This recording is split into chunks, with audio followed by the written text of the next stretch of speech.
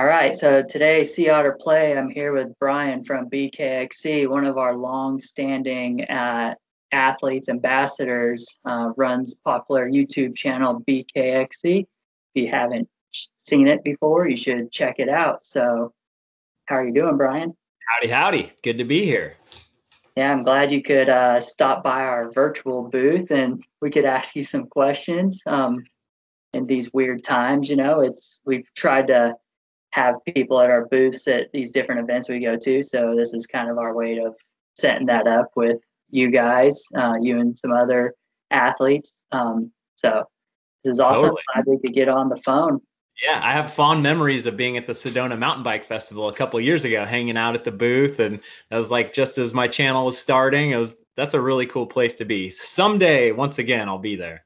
Yeah, absolutely. Hopefully, when we can navigate these weird times, and we could all get back together and ride bikes and such. So definitely. A little bit before we ask people some questions on Instagram to submit questions for you. So we got some questions here. We're just going to run through those. Kind of simulate like you're at the booth, people coming up wanting to ask you a question. I'm sure someone as popular as you're, everywhere you go, someone probably sees you, notices you, asks you questions anyway. So shouldn't be out of the norm.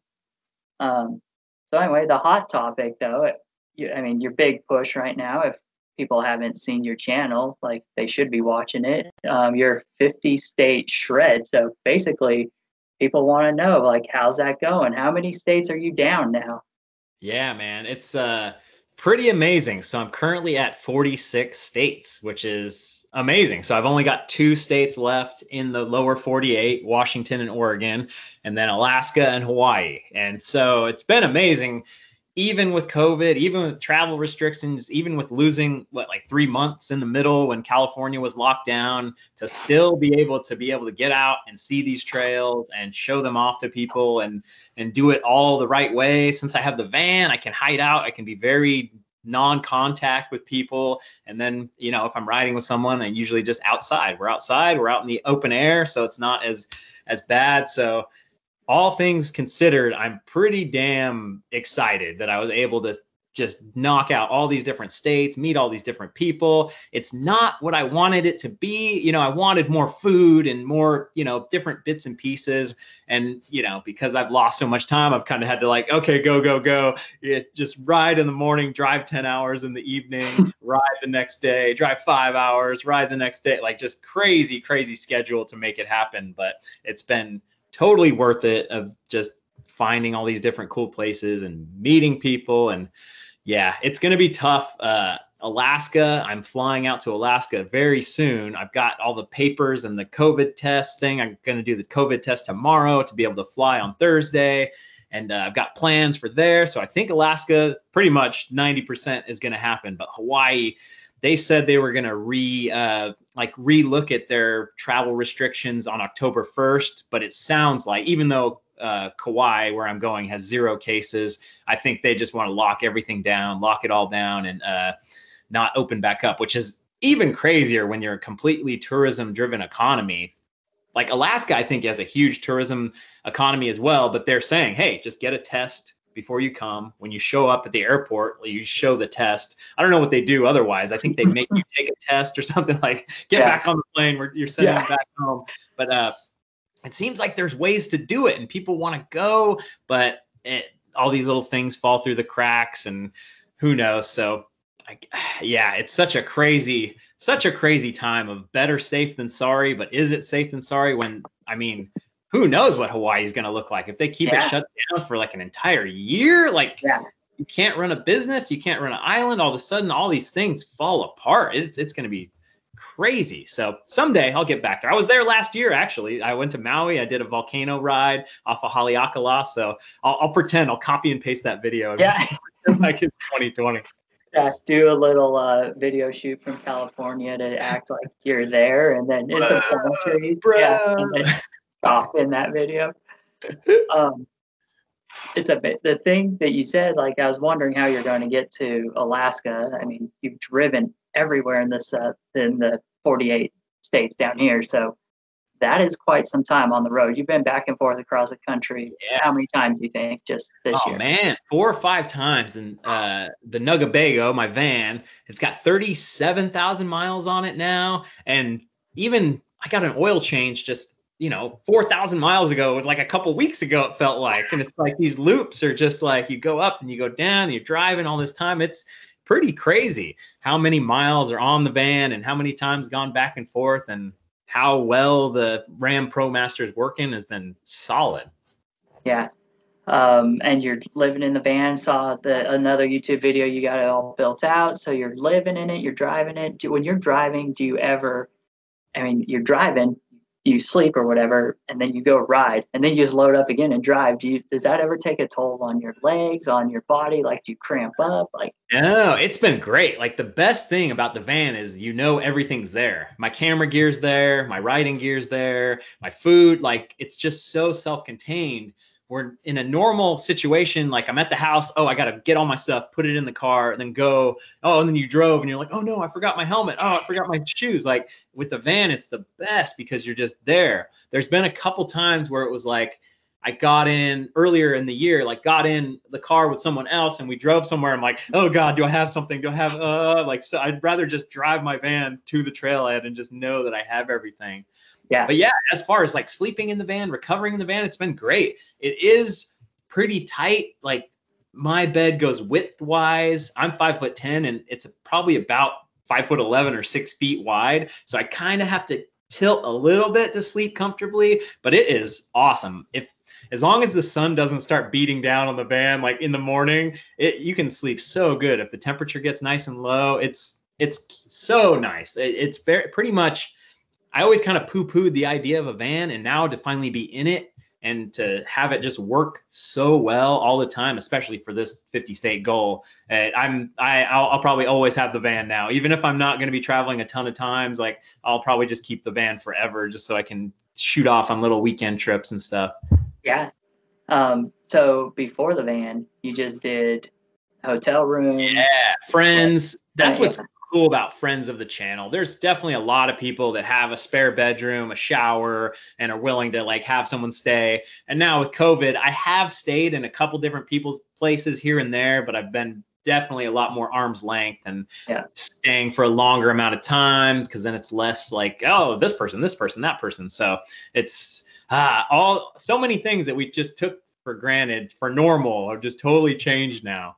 And even in California now, the smoke, it's like we have this whole thing of COVID, which is a whole upending everything. And now in California, 4 weeks straight of unhealthy air quality, like maybe 1 or 2 days where the winds blew through and the air was okay. But 4 weeks straight in the summer of unhealthy air is just unprecedented. You can go out for a ride, but it's like smoking a pack of cigarettes. So since you've been in California, have you been going out for rides? Or are you just trying to lay low and like? Oh, laying low, because the good thing is every time I get back home, I've got like 10 videos to edit. So right now I'm sitting on an archive of 10 videos. I finished a video today and yesterday. I'll get those uploaded, and I schedule all my videos. So everything's kind of scheduled out in advance, so I can go and not worry. Like, okay, I've got 3 more videos in the queue. As long as I get one edited, I can go to Alaska and come back and everything will be fine. I don't have to sit up late at night on my computer while I'm out on the road worrying. It's as long as I get a good batch of videos edited, uploaded, scheduled, I can just leave it and it'll do its own thing without me. Yep. Then you can just go on your next trip for 4 weeks and worry about driving, riding, and making the content that the people want to see. Trying to find the nearest McDonald's for breakfast and lunch and dinner. Hey, are they sponsoring you yet? I gotta find whoever their influencer guy is, or a gal. Yeah, did you see Travis Scott? I don't know if you follow. Yeah, I've heard about that. They need a BKXC mill. Definitely. So if there was a BKXC mill, well, I mean, so the Travis Scott mill was like a quarter pounder or whatever, and then I think it's just Sprite. Like, that's what it comes with. It's like quarter pounder fries and Sprite. Yeah. So it's like, my BKXC mill. 20-piece chicken nugget with 3 sweet and sour sauces, and then a frozen Coke. a medium frozen Coke. That have you had one of these? It's just a slushy kind of thing. And they used to have them when we were kids and stuff, but now I think they've brought it back where I think every McDonald's has like a slushy machine where it's a Coke slushy, and that's perfect. You can have a little medium fry in there as well, but I'm a simple man. And an upcharge for ranch. Yes, exactly. Because you're not into that stuff. You got to charge extra. Yeah, you're like, if ranch is on the side, penalty. That's penalty. Frozen Cokes. I've never had a frozen Coke. It's good. So, do you drink soda frequently, or just? I would say not as frequently as it would seem in my videos. Like, it's a lot of post ride. Like, you're so wrung out and everything's all like, you're just, especially everything east of the Mississippi. Holy moly, the humidity, the heat. It's crazy how daunting that was, and just how oh man, Iowa was one of the hottest. It was like the trail was 4 miles long, and it just felt dangerous with how hot it was. And I remember in the video I just edited today, I get back to the van, I'm having a little mini Coke, and it's like, oh my God, replenished because of how just, the heat just wrings it out of you so bad. Yeah. I can get behind that. Thinking about like health and fitness, I know, talking to you just in general, like, you're a healthy dude. Like, you also do workouts and such. There's a whole side of you that I don't know if the whole channel sees, but yeah, definitely. It's funny too, because with the soda and stuff, I'll have it on the road. Like, I'll have it in the van, but never at home. Like, I don't have like Coke in my fridge at home or Oreos in my, in my cabinet at home. Very much like when you get back home, then you go back to like a good routine, hopefully, of eating, and don't even keep that stuff in your house. But it's like, on the road, I'm riding, I'm doing this. It's like, get calories however you can kind of thing. So it's a different place. Yeah, that's awesome. So a couple specific places people asked about in these questions. One was Platte River State Park. Yeah. First of all, it's amazing that you remember all of these places and probably remember a lot of the trail names, because I can barely remember like my own local trail names. I ride them enough though. I'm like, that trail with those rocks, that techie section, and right after that other thing. But I'm terrible at remembering the names. But anyway, it's amazing that you can remember it. Yeah, maybe it's because you edit it too. I don't know. I think that is the advantage I have. It's like I ride it once and then I can edit it. And I'm looking at Strava or Trail Forks to kind of like, oh yeah, this was here, this was there. So I do get like a double dose. But man, it's crazy how I can remember the places, and the people started to all of a sudden get jumbled for the first time though, because it's like, this email, this person, I'm meeting this person Thursday, but this person Friday. Oh, we had to move this one to Wednesday because the weather. And like that started, like, by the time I got to Minnesota or Wisconsin, I was like, oh no, I'm like starting to like blur names together. And usually I'm pretty dang good with the names, but yeah, I think it was about state number 35 or so where it was like, oh God, it's starting to be a little overwhelming in figuring it out. So it did it did start to get a little weird there, but I think I've recovered, and I just need a little more time for my brain to de-scramble. Yeah. That's amazing. I don't know how you can even throw people's names in there too. I didn't even think of that. That's a whole nother thing. Yeah. Oh yeah, Platte River State Park. So that was a really cool trail system, and they're trying to build even more out there. There's probably about 20 miles out there. Their goal is to get a good amount of mileage so they could do several different loops and have like a big tough XC race out there. It's really cool. The mountain bike club's called Thor. Trails Have Our Respect, and it's pretty neat like what they're doing, because they had probably 4 or 5 different places in the Omaha, Nebraska metro area. That place, Platte River State Park, was awesome. But my favorite, like the biggest surprise of the trip pretty much now, was this place called Lewis and Clark Trail in Council Bluffs, Iowa, which is like right next to Omaha. So the Thor people own it as well. They take care of it as well. And that was just such a crazy surprise. It was like an old moto trail, basically, but tons of cool climbs and challenges and ups and downs. And yeah, that whole Omaha area is actually pretty neat, that they have 2 really, really good mountain bike areas. And then there's a little mountain bike park with all kinds of different features, which is 10 minutes away from Platte River State Park. I didn't even get to see that. So yeah, it's crazy that some place like Nebraska where you're like, there's nothing there. Yeah. There is. And that's the whole point of the 50 state shred, is to go to these places where you're like, you might write it off and be like, there's no way. And then you're like, no, there is something there. It's really good. And here it is. I want to show it to everybody. Yeah, that's amazing. You think driving through some of these states like Nebraska, Kansas, especially if you're just on the interstate, you're just like, oh man, why would anyone live out here? What's out here? And then it's like you are able to get off the beaten path and like go explore. It's amazing. Totally. Have you ridden 2 different trail systems in the same state during this 50 state shred, or have you tried to like just keep it one? Early on, I was doing, like in Texas, I rode a couple different things. California when I first started. So that was kind of the plan, that I was going to have enough time to be like, okay, certain states are only going to get one, but then certain states I've heard, oh man, this one and this one, do a couple. But once the COVID thing hit, I've just been one, and just trying to keep it moving as much as I can. Yeah. And you picked up the one or the ones you've hit just based on, I think people like submitted their recommendations to you. Exactly. Right? So very much, a little bit based on stuff I've heard from the comments, like Brown County, Indiana. Like that's a place I've heard about for years and years and years. And it's like, okay, I got to go to Brown County, Indiana. I've just heard about it so much. And that was an awesome place too. Like it was definitely, that was one where I can't say it's a surprise because people hyped it up forever. It's like a surprise is when you don't know anything coming into it. So that was just like, wow, something actually lived up to the hype. So it's a lot about pitching.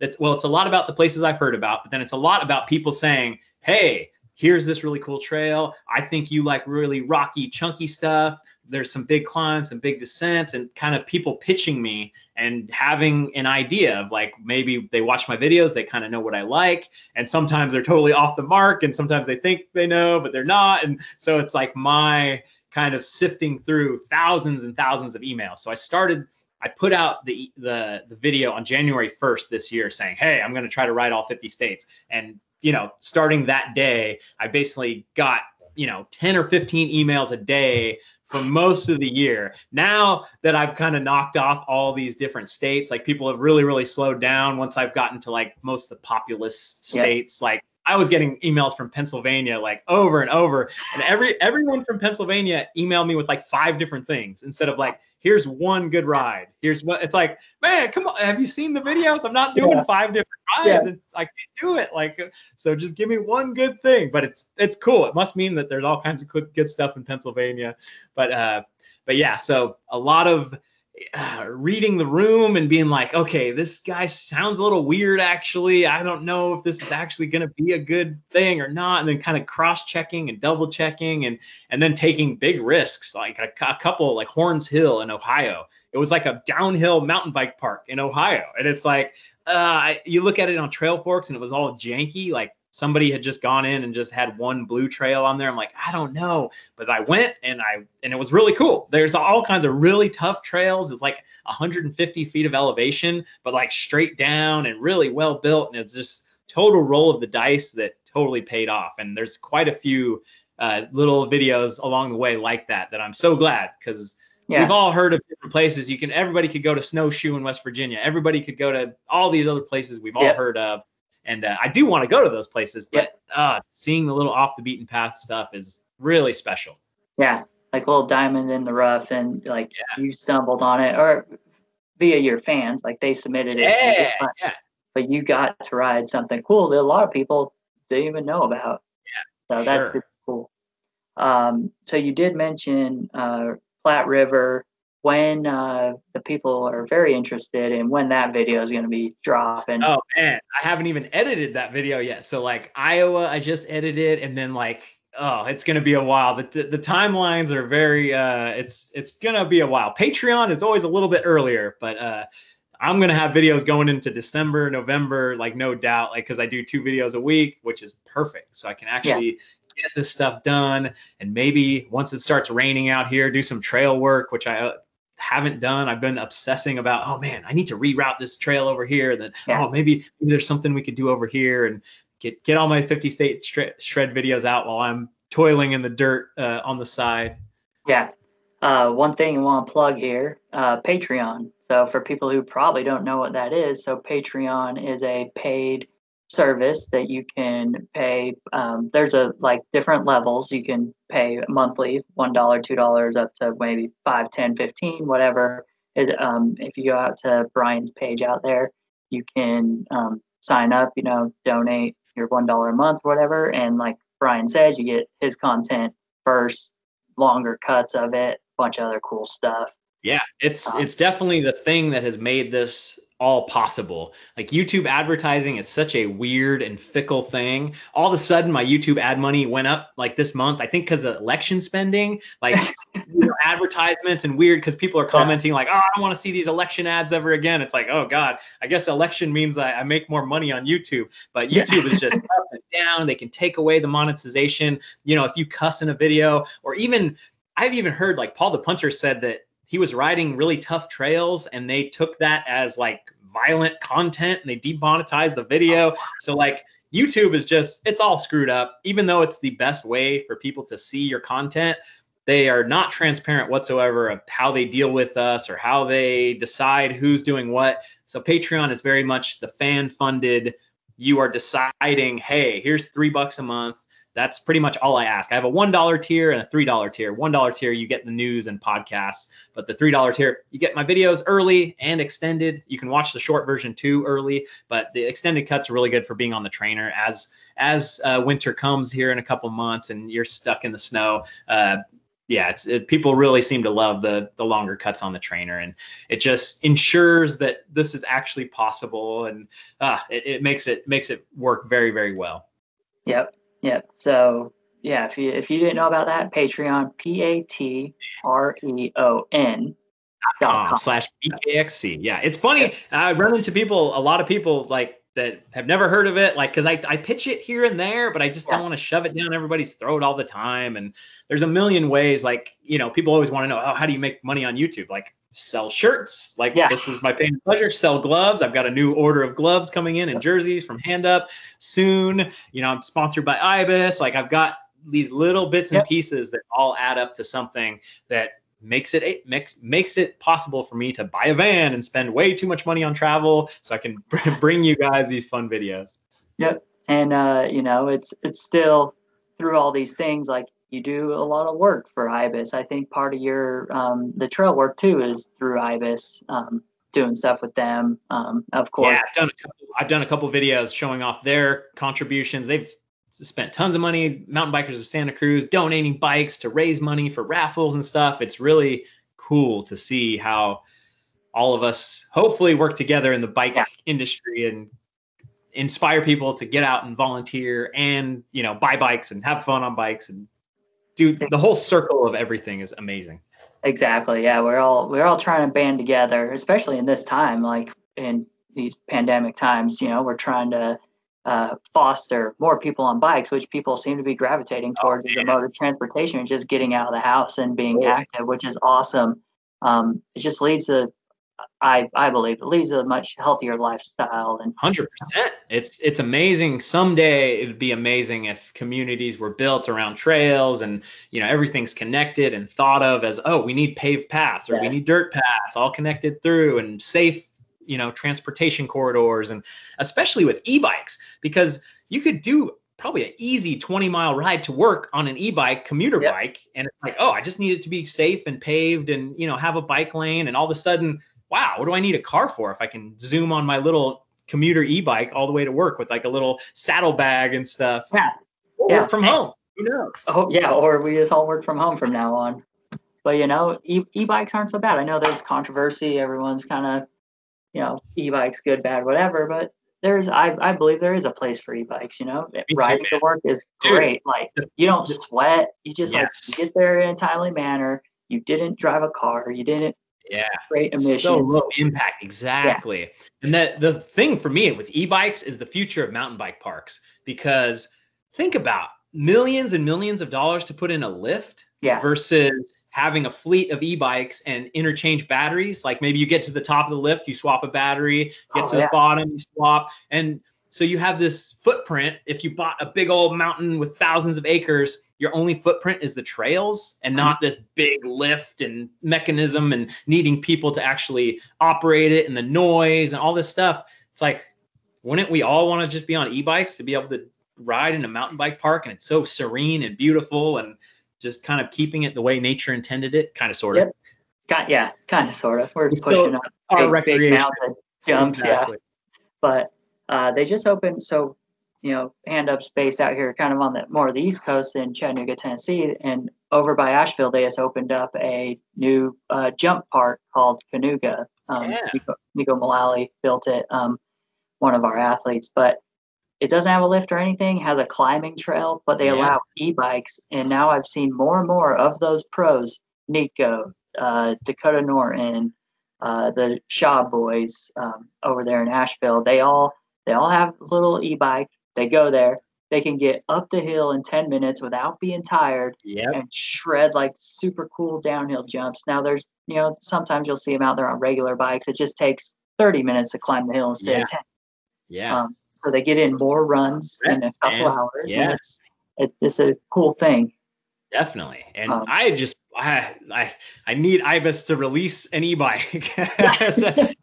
I want to be able to do trail work. Trail work is the huge thing with the e-bike. Yes. Just zip up, cut out a tree. Like, oh, there's a log down. Oh, this has happened. Just to like be able to be like, I wasn't going to go for a full ride today, but I know I can get up there real quick and do a little trail work, cut something out, get back home. And it just, boom, instant, instead of, okay, I got to get the tools and get the thing and go out there and make it a whole day of it. Yeah. Yep. Absolutely. All right. Well, we've covered a lot of topics already. Back to our questions. We had a big one here. So, and this video is going to be for Sea Otter. So this is on a Friday, but you like McDonald's. Everyone knows that. You like chicken nuggets. On the 16th of September, so as this video airs, that's going to be in the past now. Maybe yesterday. Chicken nuggets, or the spicy McNuggets, are coming out at McDonald's. Are you pumped? Do you think it's a bad choice for McDonald's? What's your thoughts? Oh, man.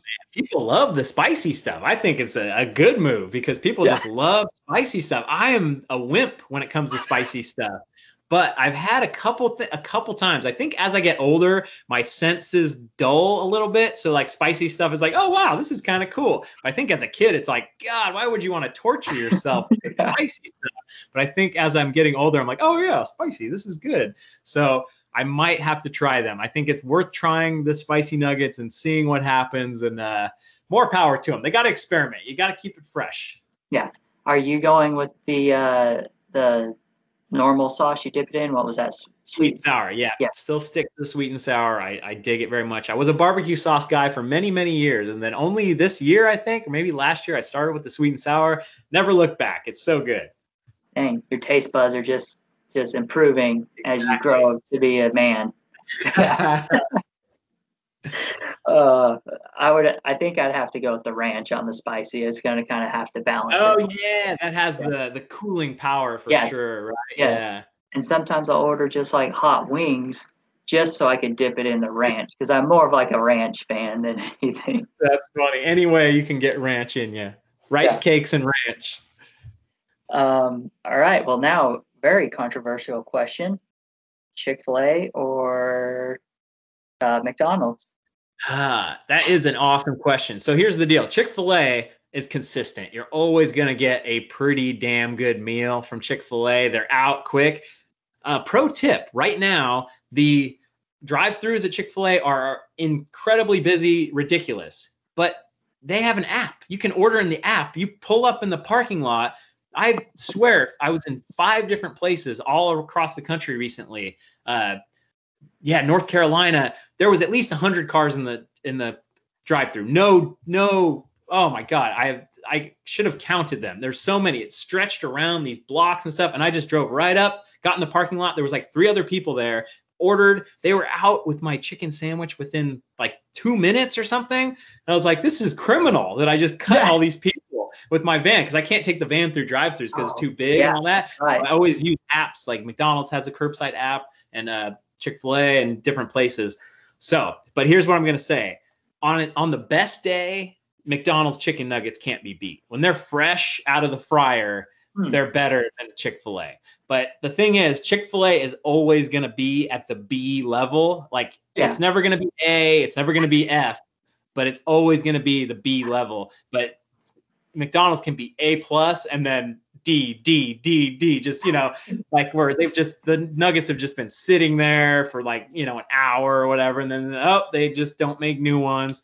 But if you hit it where they actually make it fresh, and sometimes I've requested, when we used to be able to dine in, I would say, hey, make them fresh. And they would actually make them fresh. And it takes like 4 minutes or something because it takes a long time. Yeah. But holy moly, when they are burning your mouth fresh, it can't be beat. Chick-fil-A doesn't have a chance. All right. You heard it here, folks. He thinks McDonald's are number one. Yep. From the chicken nugget expert, Brian. All right. So when you go to Chick-fil-A, what's the dipping sauce you pick there? I like the regular old barbecue sauce at Chick-fil-A. It's quite tasty. I know there's buffalo sauce, there's Chick-fil-A sauce. I don't think I've even tried any of them. I just like the regular normal Chick-fil-A They have barbecue. like 10 different sauces. They got everything. Yeah, you need to experiment a little bit. I'm just when I find something, I just run that groove. I just stay in my lane. That's so funny. I'm a Chick-fil-A sauce guy. That's like the only reason I go to Chick-fil-A. It's kind of like ranch. Like I like to order hot wings, so I like dip them in ranch. It's like I go to Chick-fil-A and I just like everything I get, I just dip it in their Chick-fil-A sauce. Wow. Okay, I'll have to try it. I don't know. Try it. It's a little sweeter too. I like it. Yeah.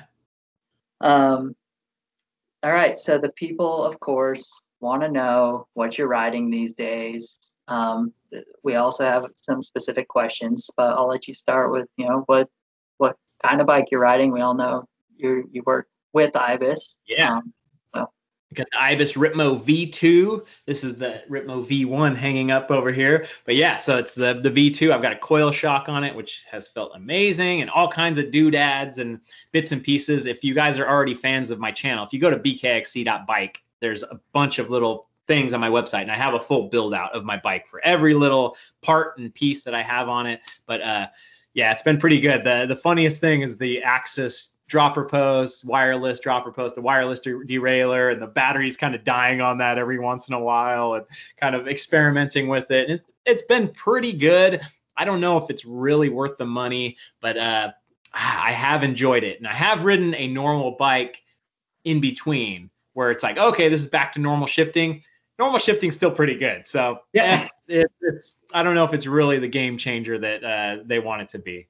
Yeah, I saw your new bike, the V2, when the video came out on it, all your wireless stuff.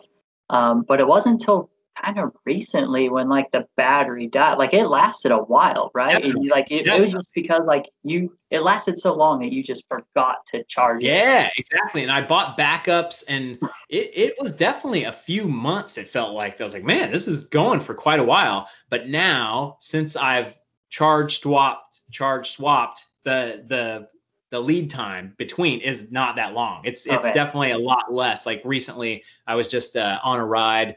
Where was I? Was it just in Idaho? Yeah, it was just in Idaho when I was in the parking lot. Like, oh, I'm not shifting. Got to switch my battery. So luckily, it's only been at the beginning of rides. Yeah. But I do have spare batteries in my bag. But what a pain. What a kind of stupid, worthless thing. And the app to set it all up is just garbage. And I finally got it to work. And it's supposed to keep track of your shifts and all this other data and stuff, which I love. I love data. I love like all this like stuff that will eventually actually mean something. But right now it's like, it's kind of still in between.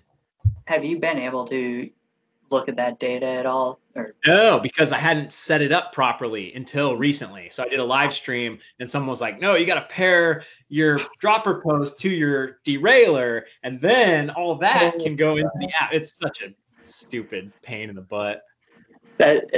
On the one hand, it's amazing that like the bike industry is pushing into technology and embracing it. Super cool. It's just like it needs to be probably a little more user friendly. Like yeah, and that's the experiment. I definitely don't begrudge them. I think people totally like, oh, 29 wheels, 27.5. Oh, they're just totally breaking everything. But that's how things move forward. It's just like technology, how everyone complains about, oh, new iPhone every year, because it's better. And they just, there is actually a thirst for it, and people, oh, yep, let's try it. Let's try it. And thankfully we're not in some weird stagnant industry where no one's pushing anything forward. Obviously we're all paying the price. We're all paying the R&D costs right up front, where it's like, the best bike used to be $3,000. Now the best bike is $12,000. Like, what the hell's going on? But it's cool. It is good that if you look at, you know, my bike from 5 years ago, 7 years ago, it's kind of a piece of junk. I think I would love to get back on it and ride it and see what it felt like. But the geometry and the components and everything now are just light years ahead. Yep. Now, you did say you had a coil shock on that. The V1 hanging behind you has just your regular air shock. And I know it's probably, you can't compare it apples to apples, it's slightly different, but what made you want to change to a coil? And, you know, what do you think the pros and cons are here? For me, it's just not even thinking about putting a pump on it. Like it's coil, it's done. I don't have to think about it. It's set up for my weight. Like, the less I have to think about, the better, even though I'm sabotaging myself with, like, you know, putting the batteries on my dropper post and the derailleur. But like for suspension and stuff, I just don't have a clue. Like, it just feels better. That actually was kind of the biggest surprise, that the Ritmo V2, with everything I have built on that bike, it's not that much different than the V1. But it feels a lot faster. It feels a lot better. I was super surprised when I got out for my first ride, and I was like, what the hell? This is spectacular. And yeah, it's neat. It might've been the trail that I was on, whatever it was just like, I am super surprised that it could be that much better. But yeah. Who knows? I mean, you're looking good on it in all your videos anyway. Feeling so good. You seem to be like ripping along the trail. I mean, you rode the V1 very well too. So yeah. So apparently you're the kind of guy that just sets it and forgets it, or do you like to tinker with stuff? If I had more time, that's the thing. It's like everything I do on the bike is like, I could be getting a video out that I know will be good and get me ahead, or I could spend a whole day messing around and losing a day, but maybe feel better. Like, okay, if I just mess with the compression or the, you know, the rebound and go down the trail. Okay, this feels weird. This feels different. I really need to do that, but I just, I can't peel myself away to waste an entire day that, like, maybe I don't even get out of it learning anything. That would be the ultimate worst. It's like, man, I did this whole day where I was comparing rebounds and this, and or I only dial it in for that specific trail that I'm going down, and then everywhere else it kind of feels like crap. Yeah. Well, so you're just a man for the people. You go ride your bike to make cool content so that people like us who just sit in an office and work all day can live vicariously through you. Yep. And watch you just shred the best trails in the world. That's what it's all about.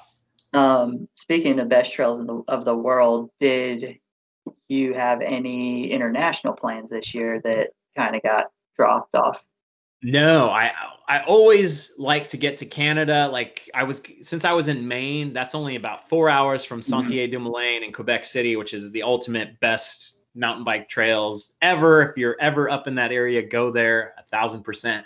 But since the border was closed, couldn't get up there. But I didn't have anything international. This year was all going to be 50-state shred. It was going to pretty much all stay in the United States, except for if I got close to Canada. I actually, you know what? I was going to do the EWS 100 again in Whistler and, you know, take on some of my buddies once again. And that didn't happen either. But so yeah, just a couple little Canada detours were planned this year that didn't happen. And I think it'll be a little while before I get back out to the international trips and stuff.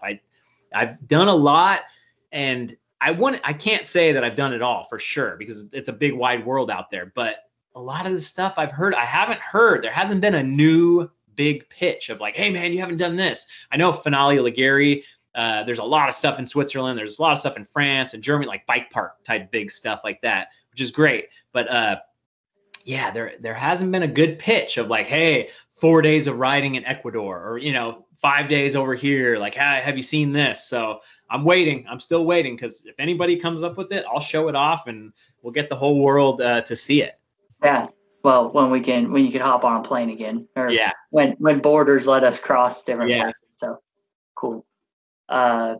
When you did do international trips, you know, you go through your whole archive. Anybody watching, go watch all of its videos on YouTube. But to me, and maybe it's because it just seems foreign, but to me, I feel like trails that you have ridden in other places seem a lot gnarlier, if we can use that word, than trails here. But then you ride in like West Virginia, and that's like real rock techy janky. Yeah. But then it's like you compare that to like maybe Croatia or somewhere you've ridden, and it just seems like same but also steeper. So it's interesting. I think the difference with the international stuff is that it's always like big shuttles, or you'll do 3 shuttles in one day. So it has that image where if you put together 3 different big descents somewhere in the West or the East, it would probably have that feel too. But it's so much like when you're doing 5 days of 3 shuttles a day, it's just like, this is amazing. It's a smorgasbord where it's like, we probably descended 10,000 feet every single day, you know? And it's like, so when there's that much stuff, then it is gnarly. And a lot of it's like old walking paths. That's the coolest thing about Europe, like Italy and France and all these different Spain. It's just old walking paths, which make for excellent mountain bike trails. They're just so cool and janky and tough. And it's the best. So do you think because in Europe you're riding, or internationally you're riding kind of these old walking trails? I mean, they're trails that have been established for a long time. Probably like back in the day, it took thousands. Yeah. So do you think us as Americans riding kind of this, these kind of buff trails? I mean, you can watch all your videos. A lot of times you don't even ride like the buff trails. Like you go ride some gnarly stuff, hand cut stuff. But do you think we as Americans are becoming soft, building these smooth trails, riding these smooth trails, when Europe is just like, no? Or does it make it more approachable in America rather than Europe? That's a good question. I think we're all just after the fun factor, really. So it's like if you have fun on smoother trails, that's great. There are plenty of well built smoother trails, but I think there is definitely something to be said for that. Really, like, because I think America is going towards getting the on jumps. Like it's all the scariness is all big jumps. That's what there's not really a lot of places that are making crazy techie trails. Now, Sentier-du-Moulin in Quebec City, that's what they're making. They have this big granite slab, this giant granite mountain kind of thing that they're building all these big techie drops and what would you call it? Like A-frame stuff and wall rides and just like, God, it's hardcore tech where it's the hardcore tech stuff is almost always illegal. It's like Whistler stuff, there's not a lot of double black diamond construction for the tech. It's all jumps. Like that's kind of the big thing. At least I'm sure I'm kind of painting a broad brush here, but that's what I see, generalizing for sure. But it kind of sucks because rugged backcountry black diamond trails, it's the best for me. That's what you want. Yeah. How do you feel on jumps? Oh, I'm still pretty bad. Look, I can get little stuff like little trail jumps and stuff I can get, but the steeper the lip, the more I just like, I fight it and stuff. So that's another one where I need to take a couple days, get a coach and just not film it, not have any pressure that, I'm making a video about breaking through on jumps and then not break through on jumps and like feel like I let someone down kind of thing. So we all have holes in our game for sure. And that's definitely one of mine that I need to patch up. Yep. Are you on flat pedals or you're clipped in? Yeah. I use a Shimano SPD Trail XT pedals. Cool. Yeah, I know jumping, cliffs too, a lot of time people get in a habit of like pulling up with their feet too, which also probably isn't the best habit to learn. So. Yeah, I'm pretty good about not doing that, but I do catch myself doing it every once in a while where it's like, oh man, what was I doing? Just because I needed like that extra, I was like extra afraid that it's like, I got to really give it. And I have like the multi-release ones, so they clip out a lot easier. Oh. So it's good. It's like better for you to be punished when you try to do something that isn't the right way to do it. Yeah. Yeah. Well, what is just a few more questions. I know we're kind of running out of time here. So, that kind of parlayed us though into our last kind of random questions. What is the dumbest way you've ever been injured that people want to know? Oh man, I've been pretty good about not getting injured, but I've crashed a couple times. Like New Zealand, total stupid thing where it's like someone was coming up fast behind me And, the trail's like this, and I stopped on the outside of the trail, and then I put a foot down, and it's like there's nothing there. And I had to jump and like try to like tree hug onto a tree, and it worked, and I didn't hurt myself that bad. But holy moly, that still like flashes in my memory as such a crazy, goofy, like could have been so much worse and pretty stupid. Yeah. But knock on wood, didn't really get injured. Yeah. You don't have an injury list. You Yeah. nothing. Little bits and pieces here and there, but nothing to complain about or make a video about or cry about. Yeah. Before bikes, were you into any sports that were dangerous or anything? Or? No, not at all. A little hiking and stuff like that. But this is kind of the first sport I've ever been involved with. I've always been kind of athletic, kind of sorta, but this is the first time it's like, oh, wow, I'm going to do this, get in shape and like go hard. And it's very much captured my, my imagination from the start. Yeah. Speaking about being in shape for mountain biking, I know there's other stuff you do. What other training things do you like to do to kind of stay in shape?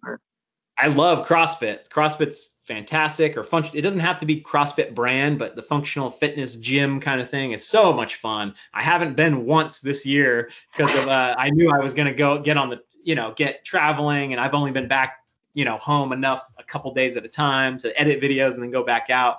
But hopefully after this next little loop, I get a couple things. I might restart my membership at the gym, but it's like California and gyms are illegal, and there's all this other stuff and the outside air quality. But man, I really think the whole functional fitness thing, it's so awesome.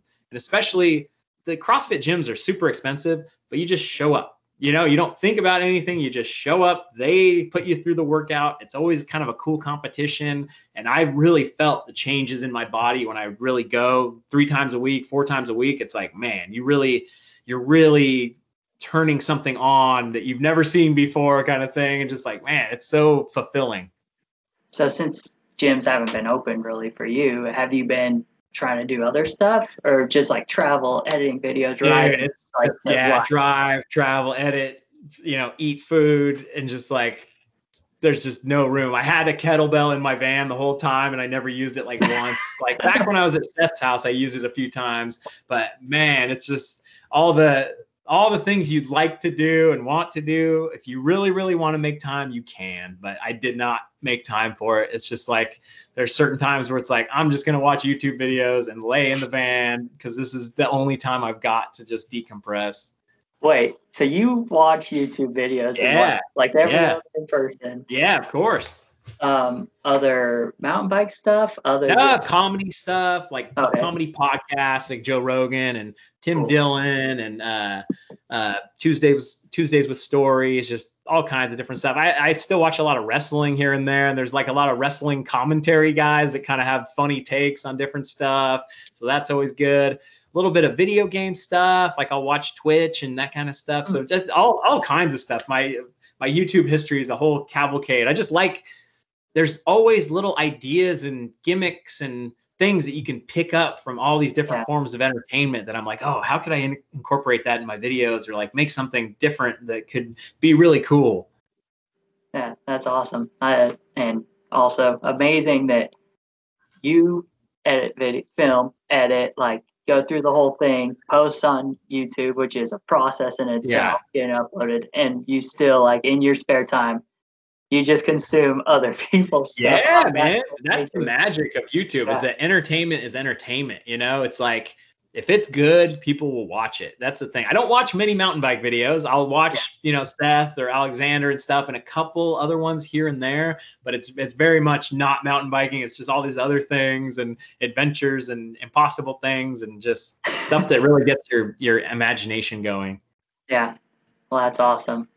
There you have it. Just Brian, normal dude, just making cool mountain bike videos. Doing my best. Yeah. So, but yeah, that's all our questions, Brian. Thanks, awesome. Thanks for stopping by the booth, and hopefully people enjoyed this interview. I mean, I had a good time talking to you as always. Man. So, yeah. Hell yeah. Thanks for hopping on here. My pleasure. Cool. Talk to you later. I'll see you on the trail.